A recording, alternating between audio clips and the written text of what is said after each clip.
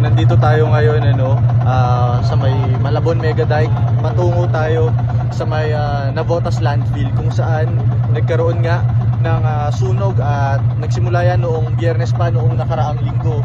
At patuloy pa rin na nagkakaroon ng apoy pati makapal na usok sa area hanggang sa mga oras nga na ito ay ongoing yung ginagawa ng BFP pati na rin ng lokal na pamahalaan ng Navotas para tuluyang maapula yung sunog na ongoing nga. Sa pakikipagpanayam natin sa kanila, nauna na nilang sinabi na ang ginagawa nilang diskarte ngayon ay yung soil coverage operation. Ibig sabihin niya, nagtatambak na sila ng mga lupa para hindi na tuluyan pang mag-ignite o mag-combust yung mga chemical na nasa ilalim na kapag nadikit sa plastic nagliliyab kaya't nagre-resulta nga sa malawakang pag-apoy. So tinanong natin yung BFP at yung LGU kung ilang araw pa, gaano katagal yung aabutin. Wala pa silang eksaktong tansya or estimate man lamang dahil ayon sa kanila medyo malaki yung lupa na ito, aabot sa nasa 41 hectares yung lawak nitong landfill na ito, kaya aabutin daw talaga ng ilang araw bago ito tuluyang maapula. At isa pang factor dyan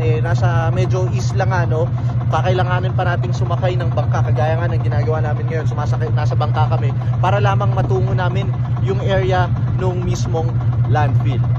Abangan nyo po ang kabuuan ng aming report. Maya lamang po, tutok na po kayo sa News 5 Now para sa karagdagang updates. Muli, ito po si Ian Suyu para sa News 5 Now.